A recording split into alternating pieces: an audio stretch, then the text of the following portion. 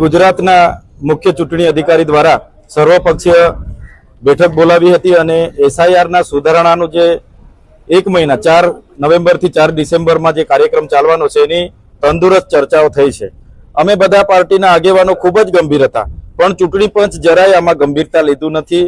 અમે કીધું કે જે બહારના વોટરો છે જેમને ગુજરાતમાં બી વોટ નાખે છે અને એમપી ના હોય, યુપી ના હોય કે બિહાર ના હોય, ત્યાં પણ મતદાન કરે છે, ત્યારે એને કઈ રીતના સ્કૂટી કરીશું, કઈ રીતના ઓળખાશે એવો ચૂંટણી પંચ પર ક્યાંય ટેકનિકલ સોફ્ટવેર નથી કે એમની પાસે કોઈ એનો જવાબ નથી। બીજું કે 5,08,39,000 મતદાતાઓનું જ્યારે ફોર્મ ભરવાનું છે ત્યારે એટલા બીએલઓ કે બીએલએ અમારા એજન્ટો એટલા ગુજરાતમાં સક્ષમ નથી કે તમામ જગ્યાએ મહિનામાં કામગીરી પૂરી થઈ જાય।